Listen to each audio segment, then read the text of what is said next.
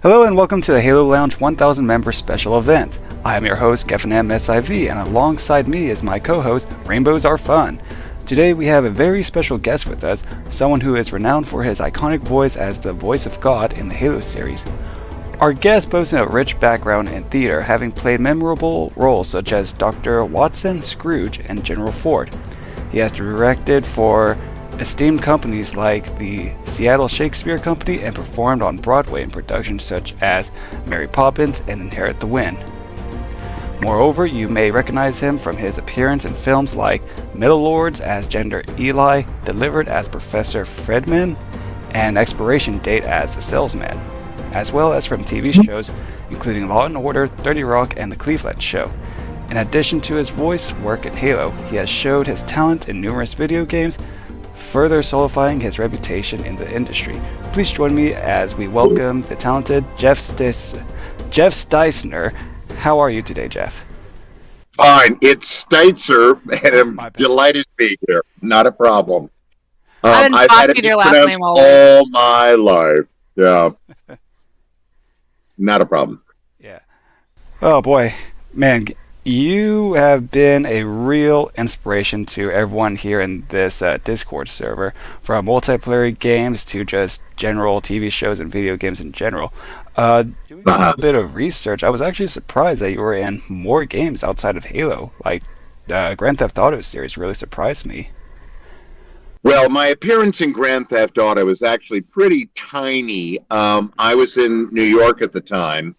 I was there for about 6.5 years, and I can't remember if I did an audition, but I ended up being cast to do 2 roles for a radio drama that plays on one of the stations in the car you're driving when you're going from place to place to wreak havoc. So you'd really have to look pretty closely to long and hard to find me. I never have, but I don't play Grand Theft Auto. That's my excuse. And but it was great fun. I mean, we set it up so that it was just like a radio show from the 1930s. There were, each of us had our own mic. We were in the 4 corners of the room so that we didn't, get picked up on each other's mics. We had sheets of paper, just like Orson Welles would have had back in the day, or any of the folks who did radio. And I played a police chief for a small town and a fisherman. And I believe it was kind of a horror thing, as I recall. It's been long enough now that I'm not entirely sure what it was about, but it was great fun to do. We did it twice in sequence. Often you do it, you go into a booth and you do a number of different takes and you're by yourself. Here, I was with the other 3 actors, and we did it 2 times, and they went, great, thanks. And then I ended up in the game. Oh, wow. And during your time in Seattle, you were an actor and a director who knew Jen Taylor well before Halo. You helped directed her in a Shakespeare play called The Two Gentlemen of Verona and My Fair Lady. Right. How did right? Well, not My Fair Lady. It's the play that My Fair Lady is based on, Pygmalion. But yes, that is absolutely true. Right. And that was like a little after CE when it was like done and over. But how did it feel to continue working with Jen Taylor outside of Halo? Well, here's the thing about the original Halo Combat Evolved. Most of the cast, the voice talent cast, were Seattle folks. Marty O'Donnell, who was in charge of the first several games, had come from Chicago, where he had been lucky enough to use Chicago talent for the work he did there. And when he came to, Seattle with Bungie to start working on Halo, he thought, well, I'm going to do the same thing. And he auditioned dozens of people. We all came in and auditioned. And I was very fortunate to be selected for the game, as was Jen, as was David Scully, Sergeant Johnson, and a bunch of other folks as well.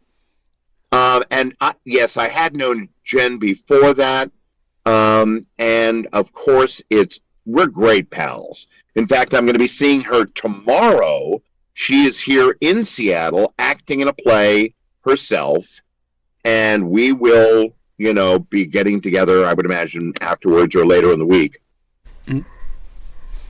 And outside of acting, what are some of your hobbies and interests? Well, I'm a huge reader. I generally am balancing like 6 to 7 books at a time.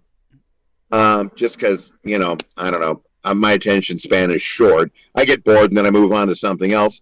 Love watching movies, old movies, new movies, whatever catches my fancy. I love to travel, which I will be doing a good bit of this summer, probably throughout the Midwest, possibly as far east as Buffalo, where my daughter and her husband live.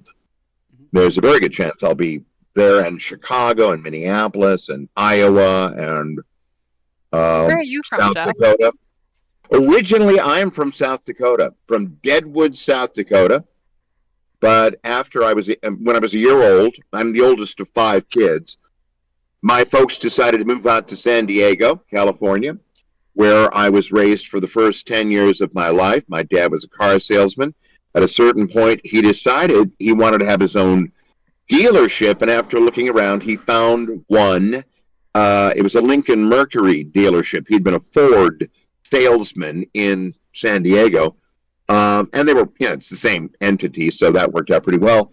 So we all moved back to Cedar Rapids. It was a bit of a shock because, we'd been living in San Diego the time, and it never snows. And we arrived back in Iowa, and it had already snowed, and of course would continue to have snow on the ground for the next 4 to 5 months. It was a bit of a shock, but I was very happy in the end that we lived there because we had an awful lot of freedom. We were allowed to walk downtown to the library, do whatever we wanted. It was a small town and still reasonably safe. I'm not sure it is now, but it was then.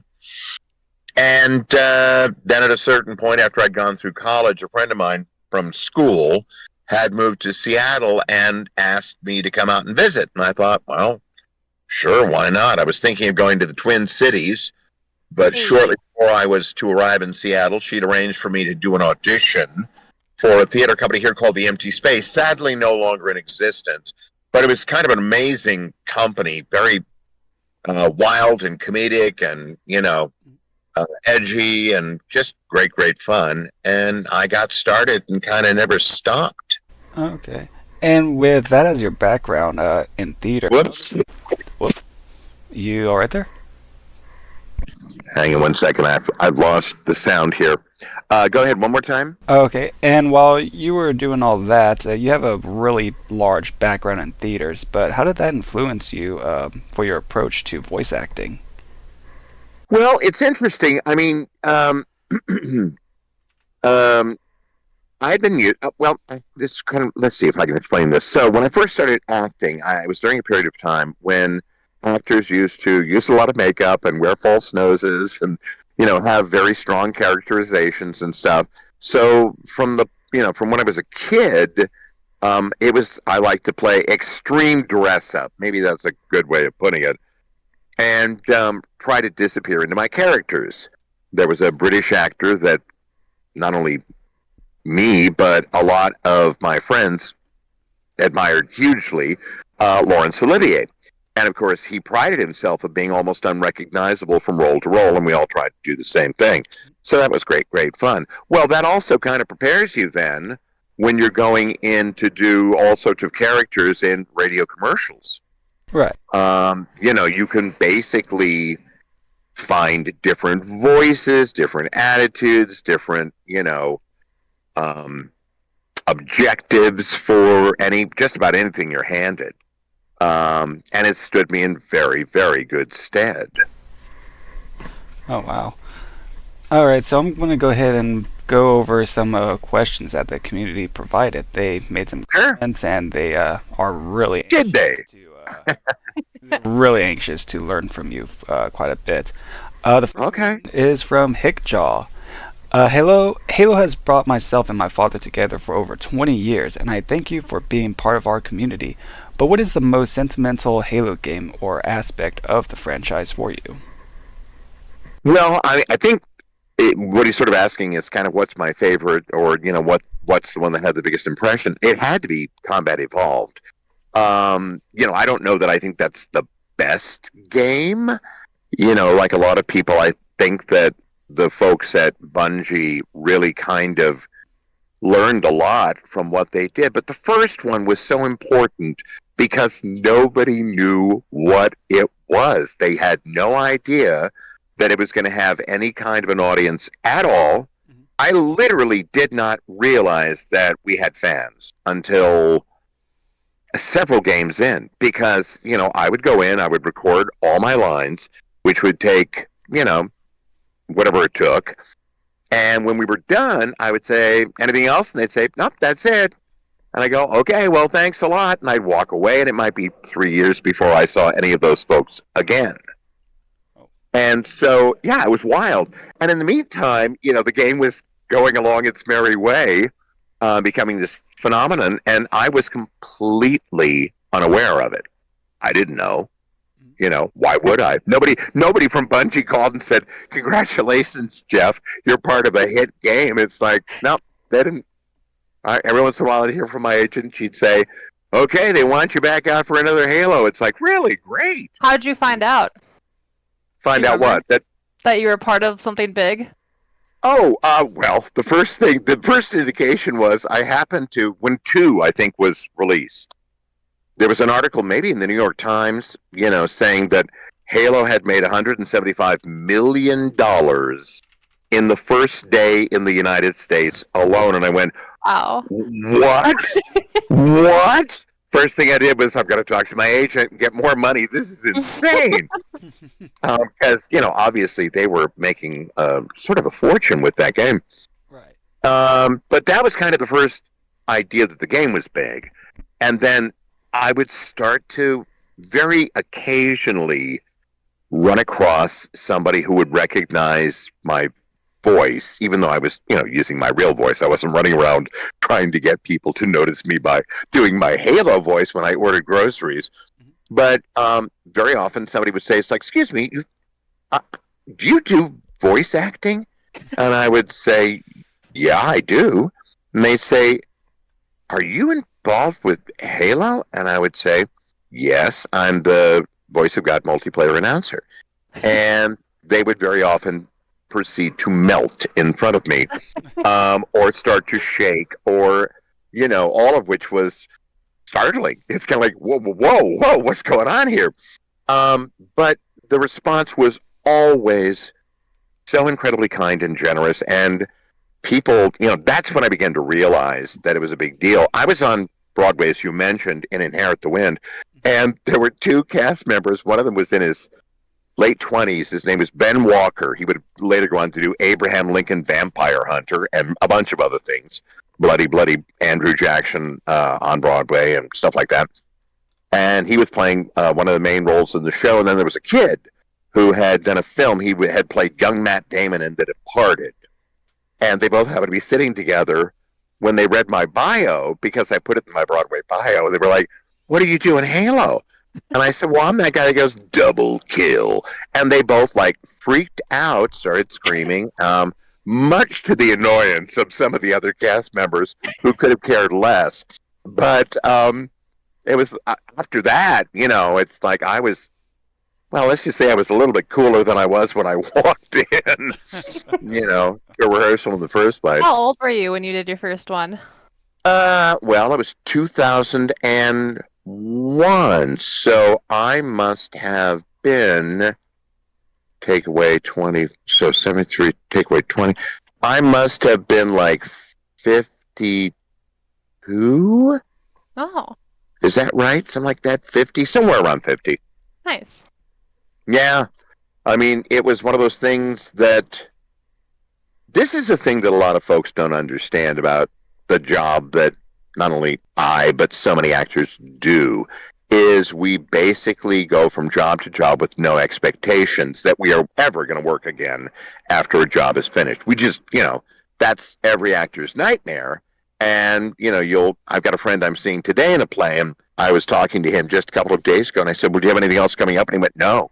And he said, I may be done. And I thought, yeah, you're not going to be done. First time they need an old guy, you're the first person they talk to. But, that's kind of what we do. And the other thing is that, as I said before, it's like nobody knew this was going to be a big deal. Marty told me, we were at a convention together, hadn't seen each other for quite some time, so it was great to see him.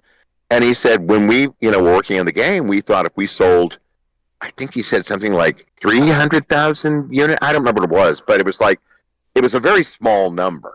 He figured it would be a success. And of course, it was went through the roof. It was astronomically more successful than anybody had ever expected it to be, which of course made everything crazy going into the second game, because it was everybody knew that the last thing they wanted to do was to screw it up and have people go, this sucks. It would have been terrible. So there was a lot of pressure on, and it all happened quickly too. They wanted to get the second game out, as I recall. But yeah, it was wild. Wow, that was... and fun. Man, that must have been quite a bit of experience for you at the time. Well, I didn't think anything of it. I mean, seriously, I literally didn't. I'll tell you a story. Steve Downes, it's Steve's story. And I think it must have been about a year after he'd done his work on the game, the first one. He was sitting around in his living room, and his son came in, and he said, Dad, are you in the game Halo? And Steve was like, oh, yeah, I think I did do something in that. What was it? Some soldier guy called Master Chief, and the kid flipped out, immediately told his friend, and suddenly the entire neighborhood had decided to come over and visit. And it was the first Steve realized what had happened with the game. Now, here it is, 23 years down the road since the game first came out, a little bit more, and I can say, with complete authority, that certainly Steve and Jen and I are all so incredibly grateful, not only for the experience of having been in the game, but the fact that people still play it, love it. Like the person who said he played with his father for so many years. I mean, the number of people who have conveyed to me, for instance, on the cameos I do or at conventions, that it was their dad, in some instances their mom, that turned them on to the game, and then, they made their friends playing the game. It's incredibly gratifying to think that you have been a part of something like that, All right, wow. We're going to go ahead and move on to our next question. This one is by Thorhammer2340. Jeff, thank you for making my childhood amazing with your badass announcements. You're one of the reasons I've gotten into voice acting, and just again, thank you. Where did you start your voice career, and how would one get into it as a capacity you did? Well, okay, this is going to be a little disappointing because my career has been almost completely accidental from beginning to, today. When I was a kid, like a lot of people, I used to mimic the cartoons I watched, and I loved doing voices, and I loved pretending. But I used to call my mother and pretend that I was Henry Kissinger, Richard Nixon's, second in command, just because it was funny to me, And then when I became an actor and moved to Seattle and joined this company I mentioned, there were a number of people who were diehard fans who also produced commercials here in Seattle. And literally, they just said, would you be interested in doing a commercial? To which, of course, I said, sure, and I started doing commercials, especially there was one guy in particular at the beginning, a man named Greg Palmer, who also became a very, very dear friend over the years. And I would go in to record with him, did very, very funny commercials. And he liked actors more than he liked announcer types, or what we think of as voice actors at that time. He wanted people who could play characters, and we could all do that. So all the people at the theater company were being used all the time in his commercials. And the engineer he worked with, he and I got along, so he started recommending me to people. And for a while, I was steadily working, doing commercials without ever lifting a finger. And, in many instances, I would need to go down to one of the recording studios and audition. And if I got it, great. And if I didn't, okay, I'm not out anything at all. And it just kind of kept going like that for a while. Eventually, an agent found out that I had no representation from a casting friend of hers that I had audition for, and gave me a call at 9 a.m. and said, "Do you want an agent?" And I said, "Okay." That's how stupid it's been for my life. It's like I didn't think I was going to go to Seattle to get into a theater company. A friend said, "You want to audition?" I said, "Why not?" I think the only sort of superpower that I've had and that I highly recommend is, if at all possible, always be ready to say yes, and then be ready to do any job you're offered. Now, that's me. The situation has changed a lot since I started. As I said, I used to go to a studio to audition for a role, and if I got the role, I would go back down to the studio at a prearranged time. I would go into a booth. There'd be an engineer. There would be the writer. There might be the client, who was doing the commercial. And we would, take however long it took to do the commercial. That's all changed. Now, you have to have your own home studio.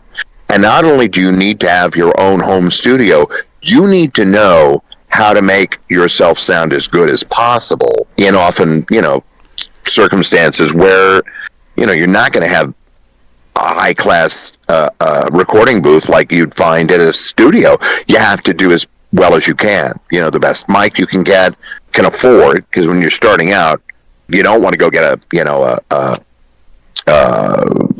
like a $4,000 mic. It's like you need to learn how to use the mic. You need to learn through experience and through coaching mic technique. I was just talking to somebody about this 2 days ago, a young fellow named Elijah, and I asked him, I said, "Have you done any acting?" And he said, well, he had been in, he'd done like concerts in school. And I said, "Okay, that's great. You've been in front of people. But I think any acting experience is going to help you enormously with voice acting, because it's a little bit like appearing in front of the camera. You learn how to act, and then you kind of look at what medium you're acting in, and you learn how to work in that medium. So when you're working, in front of a microphone, you have to know how far away from the microphone you need to be. You need to know, and this has been tricky for me, because, a lot of the stuff I'm doing, all this kind of like, really loud kind of stuff. And, I've had on too many occasions the engineer going, "Jeff, can you kind of back off the mic a little bit?" Because I was busting the recording system. But that's all learnable. That's learnable. It's very, very easy. That's actually a perfect segue for this next question. Steve Downs wears a pair of cowboy boots while recording as the Master Chief, while Jen Taylor says that she tries to be mentally ready. How do you prepare yourself for someone with your talent? Like you said, you're really loud. You bust microphone equipment, from what you said. Is there like a whole process that you do? No. No, I'm the laziest performer in the history of anything. I don't do. There's a very funny film. Again, Laurence Olivier did a film of Shakespeare's play, Henry V, and the frame in the movie is that you're watching an Elizabethan company, and then as the movie and the story progresses, you end up on a realistic battlefield for all the stuff that goes on. But at the very beginning, you see his king standing just off stage about to make his entrance, and he clears his throat, and that's his preparation. It's a joke that only actors are ever going to, howl with laughter at, because many actors do a lot of prep. They do vocal warm-ups. I don't. It's like, I've got the voices there. They do physical warm-ups. It's like, no, I walked in from the car. That's my warm-up. What I do when I'm doing a play is I run my lines before every performance. Because when you're on stage, you don't want to be thinking about that. The great thing about doing voice acting is you don't have to learn a single line. It used to be on sheets of paper, columns of things that they were going to have you say. Now it's on a monitor over your head, and they scroll down as you're talking. It's like, great, no problem. Easiest work in the world. So, no, I don't do any But then, again, the other thing about Jen and Steve is, they're playing dramatic scenes, remember? Right. So, oftentimes it's Chief and Cortana in a really stressful situation. So they have to play the characters they've created in those circumstances, just as if they were doing it on a movie stage or on stage, you know? Right. My stuff isn't like that. It's just line after line after line, 3 takes each, you know, very, very different. I sometimes don't even know what's going on in the game. We were recording one day and I had the line, zombie killing spree. And I said, excuse me, are there zombies in the game now? And they went, yeah. And I said, well, can you tell me about that? And they went, no. And I was like, okay, well, let's keep going then. You know, splatter, spree. I mean, you know, it's part of the whole sort of, you know, bizarre ecosystem of the video games. They don't want anyone to know Do you any more than have they a need favorite line?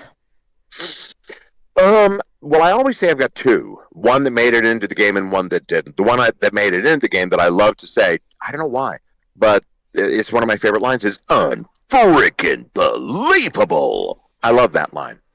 And then the other line that I would have loved to have seen go into the game, years and years ago, there was a situation where Dick Cheney, the vice president at the time, had gone on a hunting trip. And somehow he'd managed to shoot a fellow hunter in the face. That he survived, the hunter did, but it was like this huge story at the time. Yeah. So we were in recording Halo, and they said, Jeff, we got a line here we're going to try. And it was all sort of, you could tell that they were sort of sneaking around with it because they didn't want the higher-ups at Microsoft to learn about it because they were afraid that they would not let it be in the game. Yeah. And the premise was, if you shot one of your team, then you might every 100 times, you were burying it, wasn't every time, it was, you know, sort of a wild card thing, you would hear me say, Cheney Mania! And, of course, the day we did that, they made me say it about 20 times, and we just laughed every time I said it. And then when the game came out, somebody, you know, I was in touch with somebody who said, oh, Jeff, yeah, it didn't make it into the game. I said, what happened? And he said, above my pay grade. And I said, well, then it's certainly going to be above mine. I'm sure they just thought, you know, you're in this imaginary, you know, environment, this world. There is no Dick Cheney, you know? Darn it. But yeah, that was my other favorite line. Okay. I like saying a lot of them. I mean, you know, there aren't very many lines in the game that I didn't enjoy saying. What I didn't enjoy saying is that in the first game in particular, you know, there were all these colors for the teams. I don't know if they kept that, but so for the longest time it'd be like blue team, go, yellow team, go, red team, go, green team, go, brown team, go. There's, you know, there are like 12 things, and everything that happened, you had to do all the colors doing it, you know. That was endless and so boring. I'm actually surprised that they cut out a lot of those voice lines that you mentioned. Like, oh yeah, if there was a whole process for that, I imagine there would be like political or religious or just flat outs like they don't want it in there kind of reason. Well, you know what it was is that, again, when we did Combat Evolved, and that's where I was doing them, I did more recordings for that game, I think, than any other game that we ever did, because it was the first one. And they didn't know what was going to end up in the game. They didn't know what, you know, they wanted to keep, what they wanted to lose. And so so that was sort of the way that ended up being worked out. A lot of things went away. I never knew why, you know. But again, nobody explained to me in the first place. Generally, they would say, let's see, what was a typical direction? It would be like, you know, okay, we're going to do, we're counting down, you know, 10 minutes remaining, 5 minutes remaining. And they go, with each one, you want to just raise up the excitement and the tension a little bit, you know, 1 minute remaining, you know, you would, and that was what I was being asked to do. That wasn't hard. That's not hard, you know. Right. So yeah, I think that probably deep in his cowboy boots. I've never heard that before. I'm going to see him this week. I'm going to be in Lexington, Kentucky with him at a big Comic-Con, Lexington Comic-Con, for like 3 days and stuff. You can be sure I'm going to say, so Steve, where are your cowboy boots? Except I think he does wear them everywhere. I'm not sure.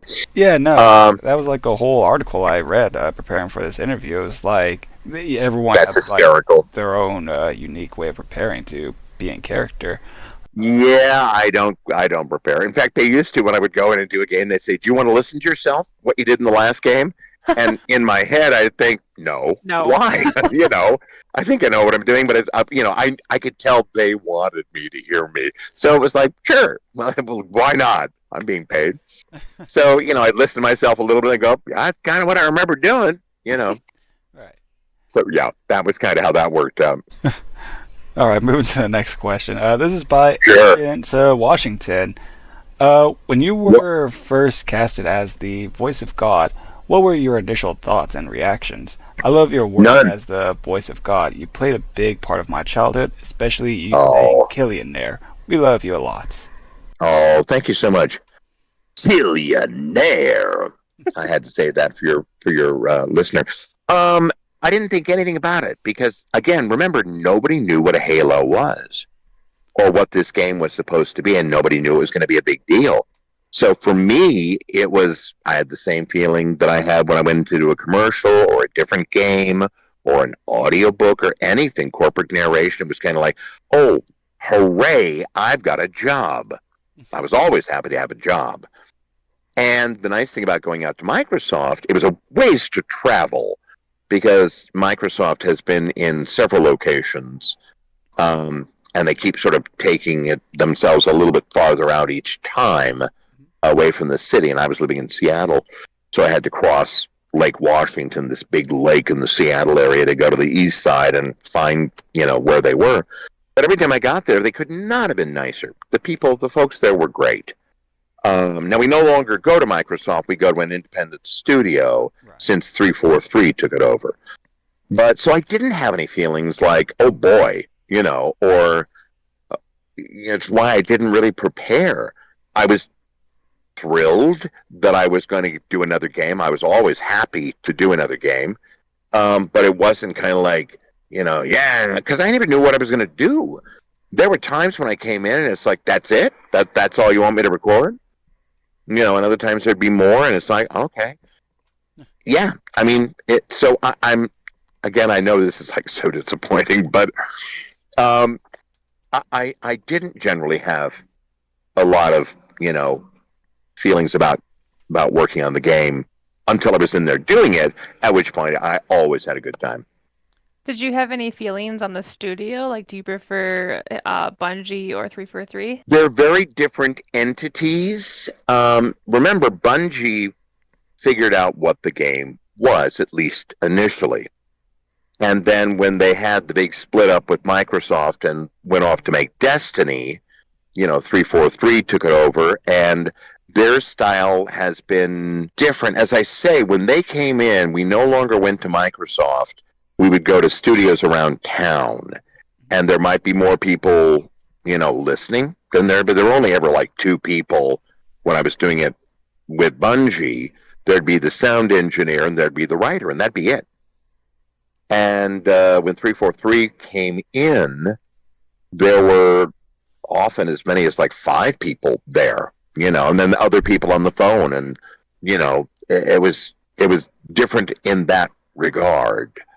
And obviously, they were also, I believe, it was my understanding when they first took over, they were interested in making some pretty significant changes, some of which I think may have happened and others did not. But it was just it was different. But again, every time I go in the studio, I have a good time. So I really have no problems with them. If I have a little bit more affection for Bungie, it's because I knew everybody so much more. I knew Marty, I knew Jay Wineland, the engineer I tended to work with, and some of the people who were working on the game. And, it was more, you got to meet the people who were working on the game because they were all in this location where you were as well. And you'd be taken around to see the work, and none of that happened eventually with 343. I never knew what was going on. I'd read about it in magazines and stuff. Huh. So that was different. So it was more like you knew everyone in Bungie compared to 343, where it was kind of like, I didn't know everybody, but they always made a point of taking me around to say hello to folks, especially new folks. It was like, hey, hi, how you doing? And with 343, I was nowhere near the people who were working on the visual part of the game. I never saw anything, at that point. Um, yeah, I felt a little bit farther out of the loop. But again, it's like being an actor is a very strange profession because a lot of decisions get made that nobody ever consults you about. By the time you arrive to do a job for a stage performance, your costume has been designed. They show you what you're going to wear even before you've decided what your character might wear. That's all done. The set, the physical world you're going to be performing in, they're building it, and they can't change it. right. So it's like, okay, I guess I'm just going to have to figure out how to work, within that. If you're working on a new play, sometimes scenes will disappear, lines will get cut, lines will get added. Nobody ever says this is why. It's just, let's turn to page 65. You can see we've added another line there, let's put that in for tonight's performance, and you might quickly run through the rehearsal. It's the same thing with voice acting. You're not consulted unless perhaps, I don't know, I've never talked about this with Steve or Jen. Maybe they are, because they're playing characters, and I know they've got fairly strong feelings about their characters and what those characters would and would not do. So in that respect, it's a little bit different. Yeah. Oh, okay. We're going to go ahead and move on to the next question. This is by Cthulhu357. I love a good H.P. Lovecraft story. Absolutely. What game did you love voicing for the most? I love playing the Halo games, and your voice acting for Master Chief was amazing through every game. It's also my birthday today, so I'm glad to be able to see you answer questions made by me and others. You are also the reason for me wanting to get into voice acting, and I want to become as good as you one day. Thank you for making my childhood gaming the funnest possible in the Halo campaigns. Remember my Oh my God. Remember my name, Remy Conway. I will do my best to become as legendary as you one day. Oh my God. Well, Remy, happy frickin' birthday. Actually, birthdays today, so that was special for them. Oh, well, happy freaking birthday to everybody, actually, who has birthdays today. That's interesting to hear. What I was going to say is I have a website, jeffsteitzervoiceactor.com, and on the website I've got a blog. And if you go there, I talk about a VO career and all the sorts of things that you might want to think of. I provide tons of links to other places. Earlier I said you should have some acting experience. If you haven't had any acting experience, you can get a coach who can then talk with you about the sorts of things that you should be thinking about as you're preparing. A lot of people think it's just doing funny voices, but it isn't. That's part of what you do is you characterize. But once you've figured out what your character is going to sound like, you don't play the voice at all. You do the voice while you pursue whatever it is your character wants. And that's the kind of thing that a coach can help you with. So if they go to jeffsteitzervoiceactor.com, look under the blogs section, there are like 8 or 9 blogs. I haven't quite finished it yet. I've had some other things going on in the last couple of months, but there's one more, which is where to go to get work, which hopefully will be useful. But it answers an awful lot of questions about voice acting. Everything from, do you really want to be a voice actor, to, okay, how do you get started? You're going to have a studio. Here are examples of the kinds of equipment you might have. This is how you can put together a booth. There are all sorts of ways you can do that. A little bit about editing and recording, which you need to know. And there are people who will teach you how to do that if you don't. Plus, of course, YouTube is your best friend. Right. In terms of learning all sorts of things. But the more proactive you are and prepared you are, as I've said, the likelier you are to get tapped to do some VO work. Okay, and here's another question by, I'm going to chop this name up so bad, Yusk Oven. I love your announcement since I first played Halo 3 multiplayer. I hope you are having fun with your life. When you voiced the announcement, did you create them yourself, or did you have a list that you were given to read from? Again, this may surprise people. I've never, ever improvised or written a single line that I've said. I am given the line. Sometimes the writer will be in the room, as I say, and they'll say, Jeff, try these. They'll have like 6 new lines, and I'll write them out, and I'll do those, and then they've got them. But it isn't, I'm not Robin Williams improvising as the genie in Aladdin. That simply does not happen for any of us. I mean, again, Steve and Jen may have some input about their dialogue, but I have never had any input about my phrases that I speak, the voiceover stuff I do at all, which is fine, because, the people who are writing this stuff are so much more familiar with what's going on with the game, and they've often worked on other games, and so, they're the ones who know what they're doing, Right. But out of all your roles, kind of like among the various roles you've played in theater, film, and video games, which one stands out as your favorite and why? Has it always been? Ebenezer Scrooge. I've done a lot of things. I mean, a lot of the roles, I played a lot of clowns in Shakespeare, which has been fun. I played Touchstone and Dogberry and Peter Quince and Launce and Two Gentlemen of Verona and on and on and on and on. Those are all great. I love doing those because it's very challenging to be able to get out in front of an audience and make them laugh with 400-year-old comedy. But I've been able to do it, and that's great. I've done Shaw, which I love. I've done a lot of things.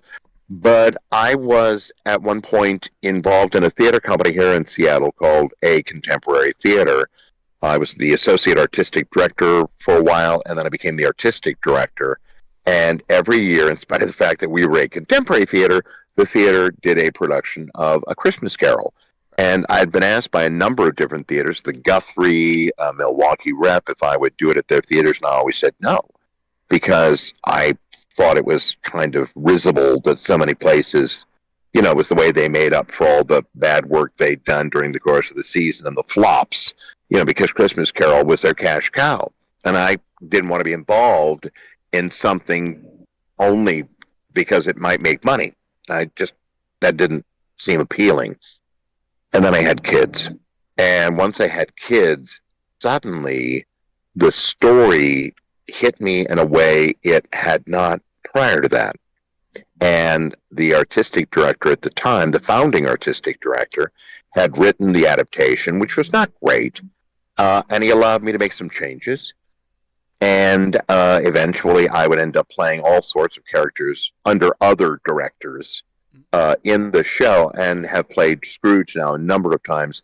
And I love that character because you start, and I tried to really make him as scary and horrible and mean as possible to give myself the farthest arc to go before he is, wakes up and has reformed and is happy and joyous. And it's a great, great role to play in that regard. You get to chart, you get to see your past. And like a lot of us, it's like, oh, the past isn't quite the way I have decided it was, The spirits show them what really went on. He remembers that he was incredibly unhappy at school, but he's completely forgotten when his beloved sister comes to take him home because she's managed to patch things up between Scrooge and his father, which is why he'd been sent away to school in the first place. He'd forgotten about that, It's a great thing to play. And then you sort of get through that sequence, then you go and you see other people and what they're going through. And then finally, this creepy ghost takes you around and shows you what might happen if you don't change. And it's really awful. And, the last thing he's shown is the grave that he'll be buried in. And then he wakes up and it's maybe been a dream, Right. and he's a changed person. So it's like, what's better than that? That's a huge, arc to play. Um, and again, like I have always thought, as a performer, as a voice actor, I'm a people pleaser as much as I can possibly be. I like to make people feel good about the shows that I'm involved in, as a director or an actor, and knowing how important a really good production of A Christmas Carol can be for young people, for young theater goers. Mhm. It may be their first time seeing a play. And, being a part of that, being a part of their holiday is incredibly gratifying.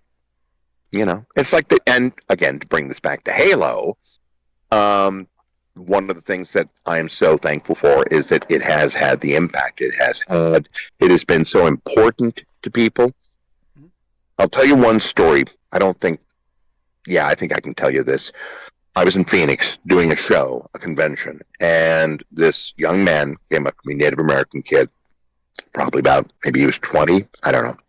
And he said, I just have to tell you that I came from a household where I was abused badly. And the only way I got through it was being able to go up to my bedroom, lock the door, turn on my computer, and play Halo and listen to your voice. Yeah. And I said, you're not still at home now, right? And he said, oh no, the minute I could leave, I left. And I just thought, Jesus, it's like, again, the thing that's weird about being an actor is you don't know really what impact you have on people. Thousands of people have seen me on stage. Many more have probably seen me on TV or in film in the little tiny things I did, but I don't know what their response is. Every once in a while, somebody comes and says, hey, I saw you in that play. You were wonderful. It's like, oh, thank you. With the Halo universe, a lot of people have told me exactly what it's meant to them. And it's overwhelming at times. And then for someone like this young man, and he's not the only person that had a similar horrible childhood and was able to escape into this game, you think this is important. This isn't just a job Right. like some jobs can feel like. It's like this is important to people. And again, it feels good to be a part of it. Yeah, no, you must get a lot of stories similar to that one where they can have a sense of escapism from like reality. From the comments here just today on its own, you've influenced a lot of people. Some that are Yeah. really grateful that you are that voice that they can use to like escape from reality. Yeah. Or inspire them. Yeah, or inspire Yeah. them. But what were some of like the biggest challenges you faced in your career, and how did you overcome them? Well, again, I'm there was a certain point I was running this theater, as I mentioned, and the board of directors, who were, the sort of people who didn't quite understand art, had decided that we needed to have a new theater. This, in spite of the fact that the theater had just paid off its mortgage on the building and the land they were on. It's kind of like it had just happened, and a year later they were talking about moving someplace else. I was never against the idea of a move, but I thought they were rushing into things, and because I think it was the managing director of the theater, gave them the impression that I was not, for this move or something. Anyway, they fired me, essentially. They forced me out after I'd been there for 5 years. And, the theater had grown from, 6,000 subscribers, or 3,000 subscribers to 11,000 subscribers. That was what it was. We were doing incredibly well. We got grants they'd never had before because there were people on the national scene who knew me and my work, and were supporting what we were trying to accomplish. And they just sort of threw that all away because they were going to have their damn theater. And they got it.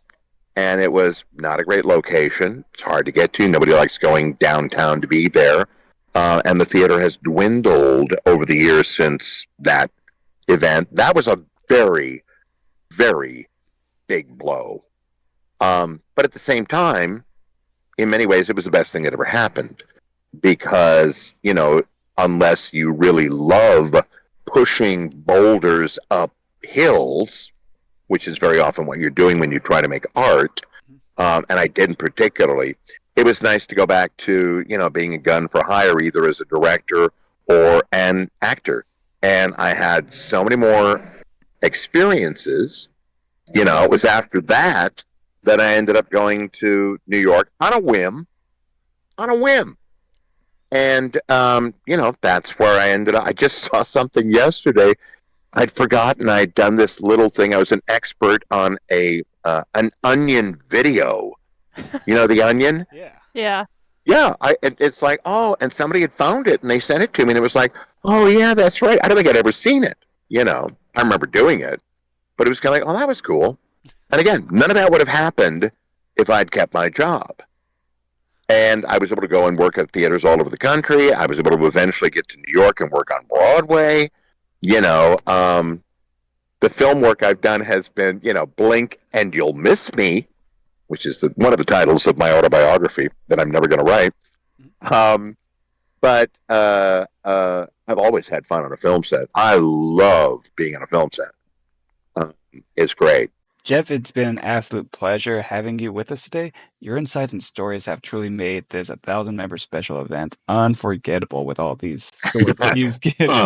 Unforgettable. There you go. Use that as a soundboard. Thank you for sharing your incredible journey and experience with us.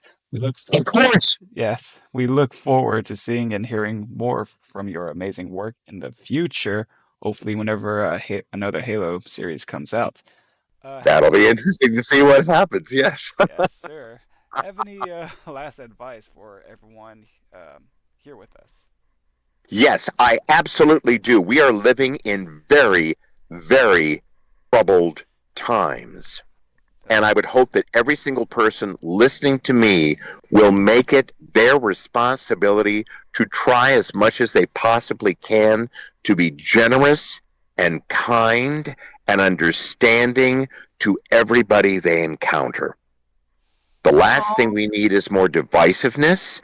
And it's worth remembering, if you sort of shove aside what people think are their political views, more often than not, we all want the same things. We want a nice place to live.